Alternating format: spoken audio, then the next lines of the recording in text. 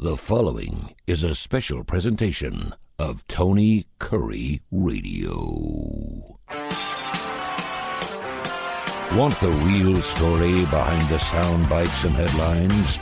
Let's find the facts. Remember, it's not a conspiracy theory if it's the truth. You are not paranoid or confused. You just need to know.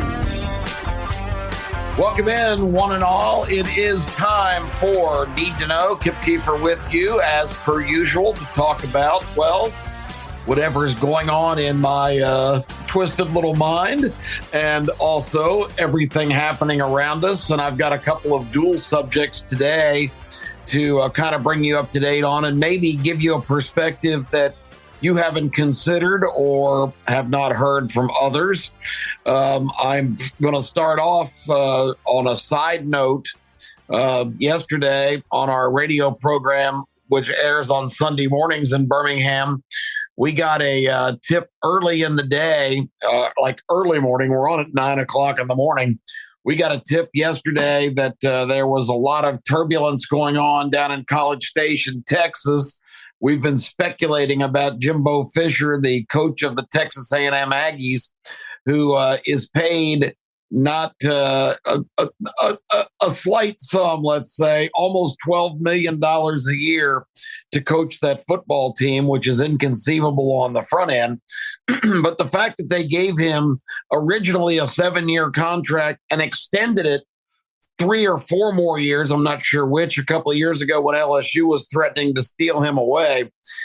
So basically, this guy had an 11-year deal for $12 million the season, and Texas A&M has performed not horribly, but not anywhere near on the level that those big money oil guys and cattlemen and all the, everything's bigger in Texas. The performance has not lived up to the compensation. So they finally had enough. Now, there was a small detail to that. He has got a guaranteed contract. So basically, to have Jimbo Fisher go away at Texas A&M, they are going to write him a series of checks that will eventually total $77 million. They're going to pay him that not to coach the team anymore. Back in college at West Georgia College, where I attended for a year, after starting off in Memphis at what was then Memphis State, now it's the University of Memphis. I switched my major from broadcast journalism to physical education, intending to become the next great coach of all time instead of the next great play-by-play broadcaster. I changed my mind after my sophomore year in college because my rationale, and I'll never forget it, I looked around and looked at what coaches were making, and I said to myself, why am I focusing on this? I'm going to have to start off teaching history or something in a high school and being some kind of a lower level coach. These guys don't make any money. I was wanting to make the big score early on in life. So I abandoned my plans to be a coach. And now look at the situation. If you are a coach and you fail spectacularly, they write you a check for millions of dollars to go away. It is the ultimate profession. If you're successful, they keep throwing more money at you. Your agent plays you against every other college, so people will keep upping the ante. So if you win, you make billions and become famous. And if you lose, you make millions and become famous. All of us should have gone into coaching. And I still think, as I sit here and second guess every decision that coaches make on Saturday and Sunday, and of course, I'm always right. Most of the time, I think I could have been very successful in that particular vocation, but next life we'll know better. That was not the two subjects I was going to cover, but I did want to say that I'm proud of our little radio show here in Birmingham. because we have great contacts and great folks associated with us. And we actually were on the air at 9 o'clock with the news that Jimbo Fisher would be let go as head coach at Texas A&M later that day. And the announcement was officially made about 11 o'clock, but our sources and our great producer confirmed that information. And we went on the air with it 2 hours before the national media even had it. And it kind of continued a real pattern that I'm proud of with my radio partner, Terre Quillian. We have been very good in our years on the radio here in Birmingham, both in sports and in our news politics format, to really be well ahead of others on talking about issues. And sometimes it's a scoop. Sometimes it's being first with the information. But a lot of times it's just looking at things from different angles and coming up with the solutions to things that are mystifying and baffling people trying to sort it all out. A lot of times, as I've told you here on the show, it's a situation of following the money or just applying something that I fear we've really lost in this country. And I don't know why or how to get it back. But common sense, if you go back and you kind of put events together in a sequential kind of exercise, a lot of times what doesn't make sense is perfectly clear. And we were really good at doing that in our news politics format, where if you still watch Fox News ever and see the primetime commentator Sean Hannity, who always to this day continues to brag that his show and his staff and himself got everything right in all of the Russia controversy. Donald Trump was a Russian agent. The $50 million almost year-long investigation by Robert Mueller's committee of Democrat lawyers who were anti-Trump all the way around. It was like a group of chickens investigating Colonel Sanders, and they found nothing because there was nothing. It was made up. It was a false story, and we called that and pieced together all of the conspirators 10 months before Sean Hannity ever came on the air with his conclusions. So every time he brags that they had everything right, I always say, yes, Sean. I talk right back to the TV. I say, yes, Sean, you certainly did. 10 months after Terry and I broke it in Birmingham, Alabama, on a local radio station. So anyway, a little braggadocio today, a little bit of satisfaction that we're still in our game, and I'm really glad to be able. And thank you for indulging me in sharing that, because if I don't stand up on the soapbox and shout it, it doesn't get heard. So I'm very gratified that that situation is the case, and I think we do great work, and it's one of the reasons that I'm really driven to keep my voice in the public forum because of moments like we experienced yesterday. On to other things. Last Tuesday, there were 4 or 5 states that had what's called off-year elections. Now, there's some states that kind of go their own direction. Typically, the presidential elections, of course, every 4 years, 20, 24, 28, usually on that even number pattern. You have midterms in between the presidential elections because the House of Representatives are replaced completely. All 435 of them are up for re-election every 2 years. Now, senators linger for 6, and if they serve 5 or 6 terms, which is kind of standard in this day and age, you've got the same people up there for 30 years, which is absolutely asinine. And I'll talk about that in just a moment. But the bottom line is you don't see many elections in the odd years, 21, 23. And of course, this is 2023. But Virginia and Ohio and a couple other select few states had some activity. Virginia completely changes both their House and Senate, the state House and Senate, every other odd year, which is an odd situation. But with the momentum in Virginia of Governor Glenn Youngkin, who completely came out of nowhere to beat established politician Terry McAuliffe 2 years ago in the 2021 election in Virginia for governor, Youngkin took command and has been revolutionizing Virginia politics because the state, you talk about a very interesting political state because of the proliferation and the rapid expansion of Washington, D.C., the greatest growth industry on earth, the federal government, who continues to add more and more and more departments, bureaus, agencies, bureaucracy, and employees. Northern Virginia has become an absolute part of, and it's always been, of course, connected, but now all of Northern Virginia has become a giant suburb for all of these government fat cats operating whatever agency or bureau that they are assigned to.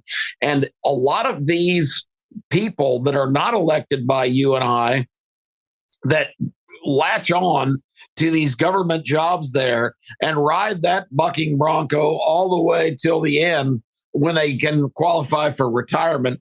They can't be fired. They can't be replaced. They're all unionized and protected. So no matter how ineffective they are or how little they actually do, they are permanent parts of the government payroll.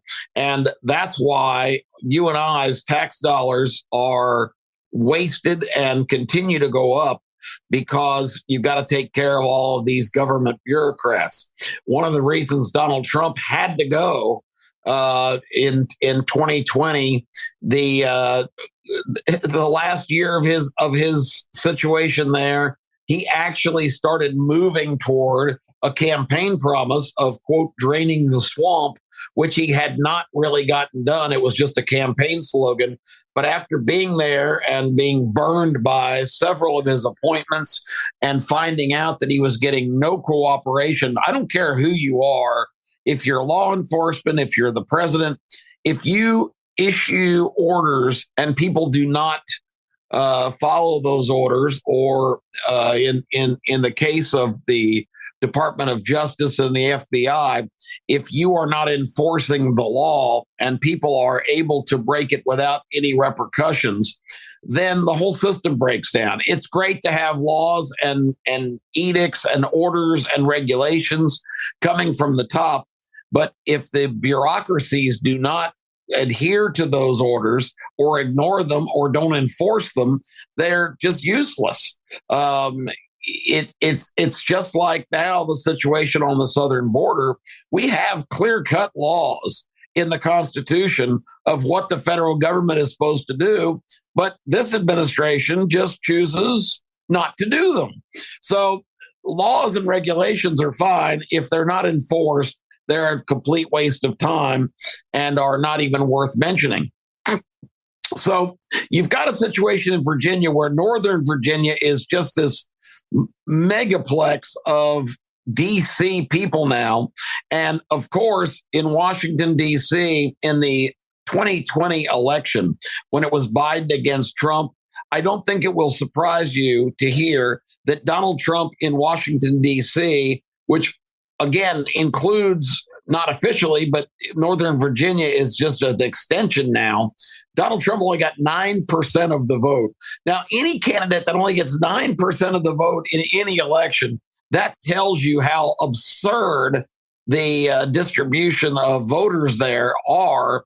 And, you know, Trump to get only 9% because the word had gotten around that he had found a loophole and was getting ready in his next administration to impose and get ready for this. Imagine you're a lifelong fat cat government worker doing nothing but collecting a check. They had shivers going down their spine because Trump planned in his next administration, in his second term, to implement policies that would allow the government to assess employees and to make people retire or be able to fire uh, employees that are not performing their duties or not living up to standards or really just making changes, they would not be completely exempt and bulletproof from what you and I experience every day.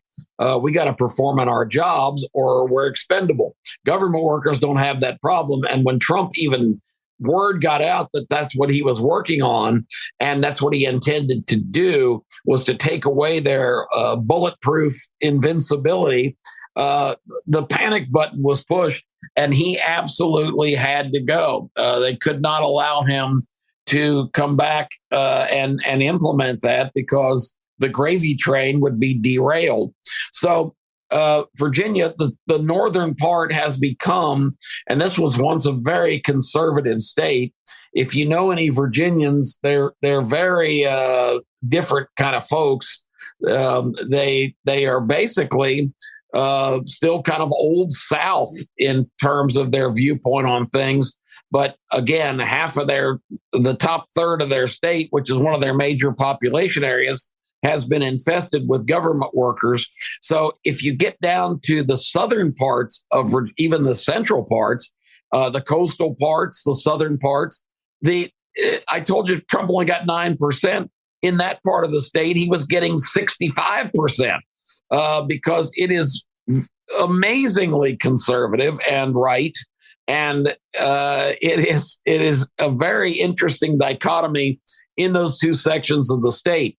However, with all that momentum and Youngkin sweeping into the governor's office and putting in radical change and kind of bringing Virginia back to being Virginia, they ran into a wall last week because the margins in both the House and Senate were very tight.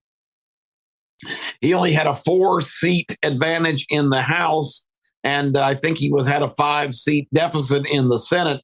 They ran a monster campaign to try and get that to swing, to give him the opportunity to have 2 Republican bodies in both his House of Delegates and his Virginia Senate.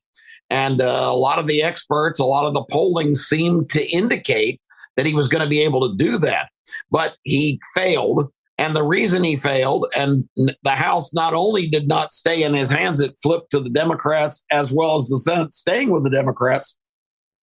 Everyone was baffled because of Youngkin's extreme popularity. But there was one fatal mistake that Republicans keep making election after election after election. They are, and I'm trying to think of a graceful way to explain this. Republicans are being completely savaged in their chances to win because they can't leave the abortion issue alone. And right now, Democrats have nothing to campaign on. They can't campaign on the economy, although unbelievably, Joe Biden and Bidenomics is actually something that they're trying to impress upon people, that it is working magnificently because the unemployment rate is down. They're creating jobs, which is an absolute joke because that's not what's happening. So many jobs were lost during the COVID period in 2020 that any statistical situation that shows that more people went back to work, it's taken 3 years to make that adjustment. So the creation of jobs is only making up for the record amount of jobs in an economy that was booming under President Trump. So that's a false claim. Some people have had to go back to work after riding government handouts for years. Basically, all of that is seemingly exhausted finally. So people are having to resume working, but a lot of people going back in the job market have found it difficult and are not basically back in the same range of pay and opportunity that they had before all of the COVID disruption. I challenge anybody listening to tell me that the economy is doing great. Go to the grocery store, go to the gas pump, pay your power bill, and tell me, or go try to buy a house with an 8.5% interest rate. and tell me how great the Bidenomics is working. That's a joke. We all know about border security and what a terrible situation that is. Basically, under Biden, on purpose, the border has been wide open. And we have had people, millions of people from countries all over the world, and most distressingly from a lot of Middle Eastern countries, just flood into this country. And most of them are unaccounted for. We don't know where they are. We don't really know who they are, and we don't know what they're doing.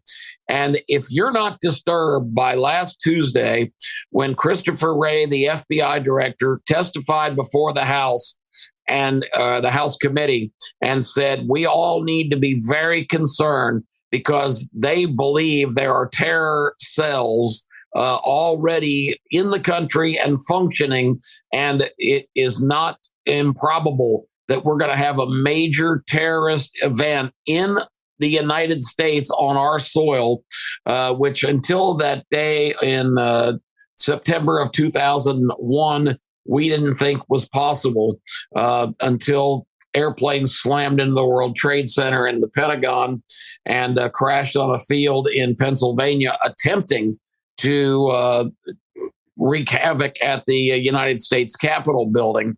We thought we were invulnerable. We found out we're not. And now we're really in danger because all of these bad actors, and they've caught 159 of them trying to cross the border that were on the world terrorist, the international terrorist watch list.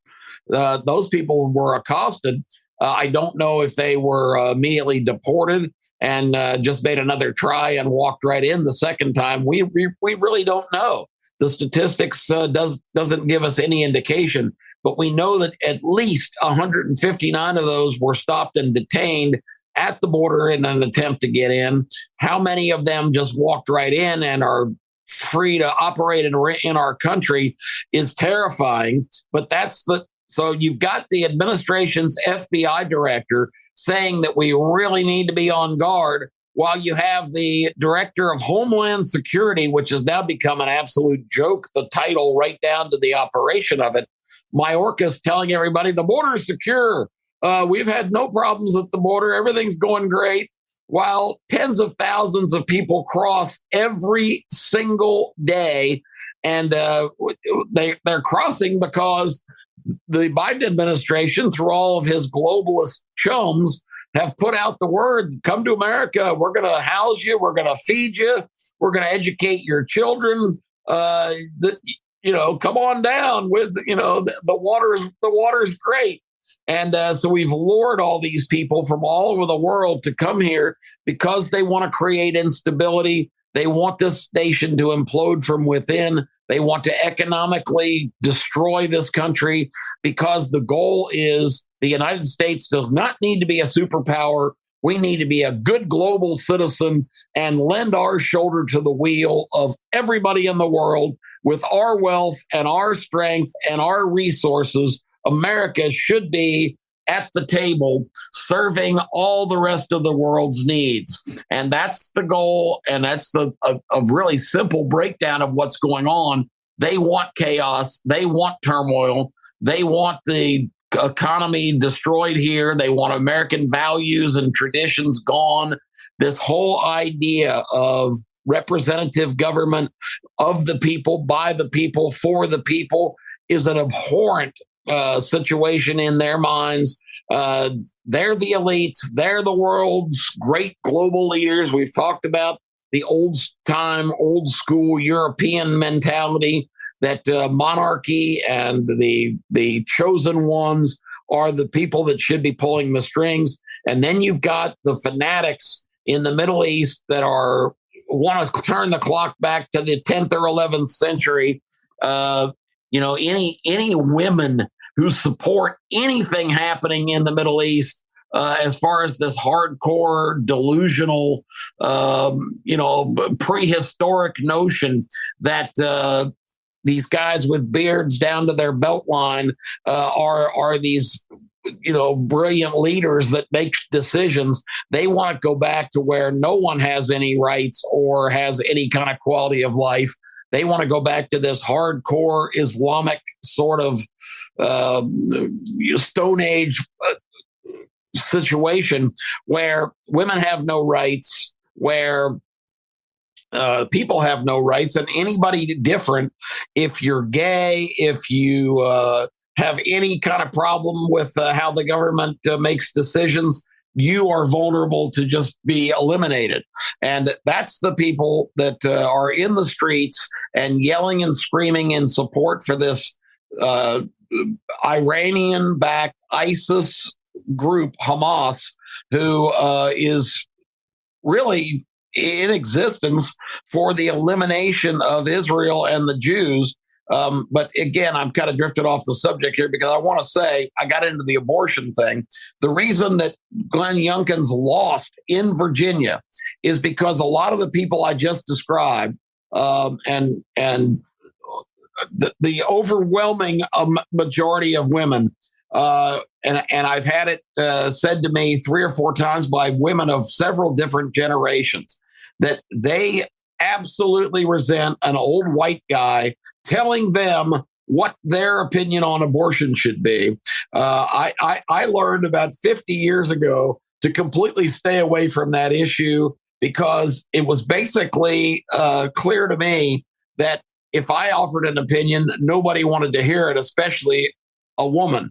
Women do not like to be told by old white guys what they need to do. They don't like to. I had a classic example. A 29-year-old white female, a daughter of a friend of mine, said to me in a discussion where I again, believe me, I did not offer my opinion on that issue. She said, I resent any man telling me how I need to live my life and what I do with my body.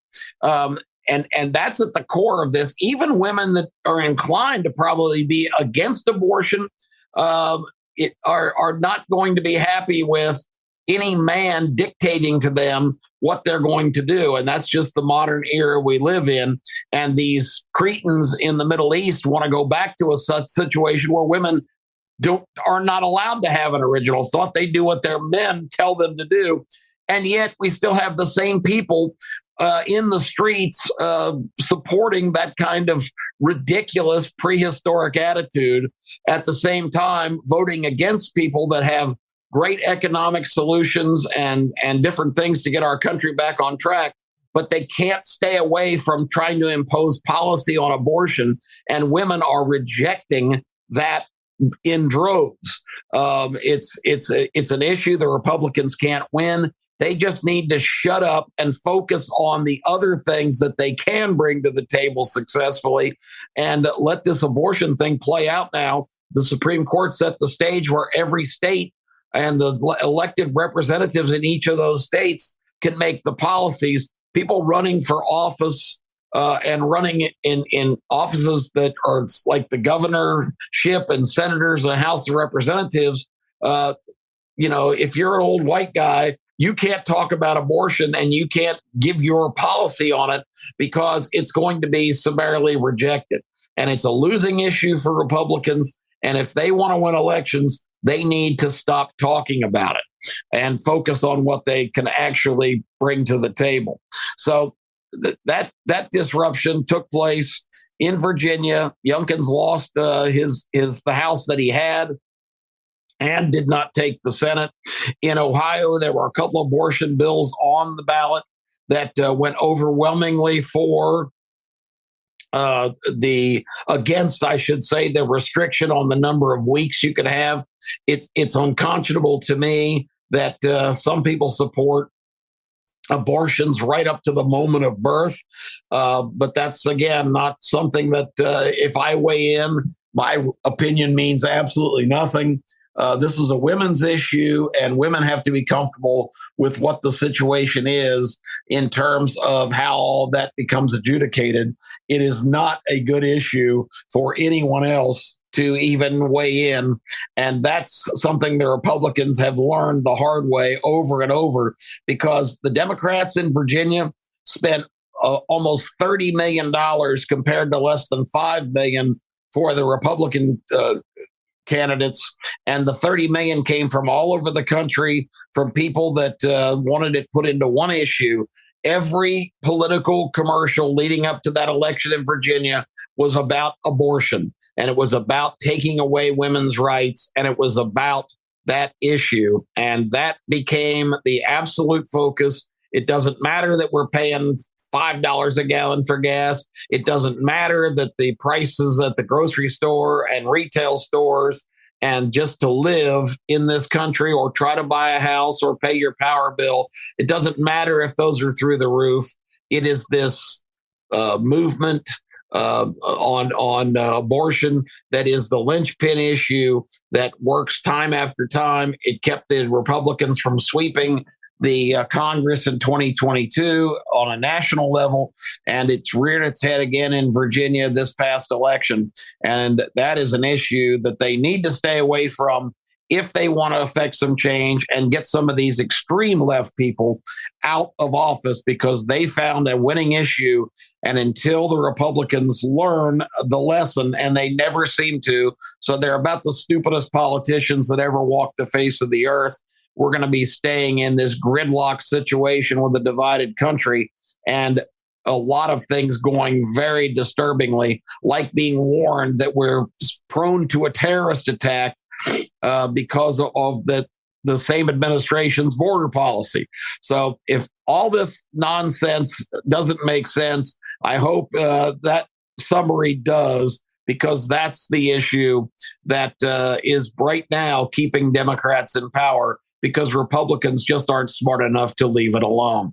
I was going to talk about some situations with all these protests. We'll have to save that for next week. All I can say is that this is very disturbing to see the anti-Semitism and all of the support for Hamas, which is not the Palestinian people. Hamas is an ISIS Iranian-funded terrorist organization that wants to kill Jews, eradicate Israel, and then guess who the next target is? Any infidels anywhere in the world who are not on board with this archaic, prehistoric attitude that we go back to basic fundamental Islamic process in terms of running countries and governments and regions. And nobody with a functioning brain can be possibly in favor of supporting that agenda. And especially if you're a female, or especially if you have different ideas, because they have ways of dealing with that. And it's not a pleasant sight, as we saw with the just horrifying murders of 14,000 or 1,400 Israelis on one night of terror in their beds, in their homes, at a music concert. The brutality is something from that 11th or 12th century. And if that's the world that everybody wants to live in, then, keep going in the streets and shouting, wearing Hamas headbands and shouting slogans in support of the most brutal, just ridiculous terrorists for what their agenda and what their vision of the world is unbelievably disturbing to see so many people falling for that. And of course, we've let millions of people in the country who are right in the middle of all that, carrying the flags of their respective nations. They're not here to be Americans. They're here to get the free stuff and continue to support whatever warped agenda they have. It's a lot different than the legal immigration of many of our descendants, including my family's, who came over and legally went through the process because they dreamed of being an American. These people are not here for that purpose. They're here because we've lured them here with the promise of all kinds of great things. Now it's gotten so bad because the old adage, give a mouse a cookie and he asks next for a glass of milk, is what's happening in our country. And something needs to happen to stem this tide. I'm Kip Keefer. That's what I thought you needed to know today. And we will be back next week with another edition. I hope in the meantime, all of you have a fantastic week as we come up on next week's show, which will be happening on Thanksgiving weekend already. The time just flies by. Don't miss Keefer and Kurre this week. We'll be talking about another compelling subject like we do just about every time. And, well, every time. What am I meaning just about? Every time we have compelling topics. And, of course, the show on Saturday morning here in Birmingham, ABC 3340, 1030, Keefer and Kurre's starting lineup with an all-star cast of people to get you ready for the college football weekend. Have a great week, everybody. Talk to you next week. This has been a special presentation of Tony Kurre Radio.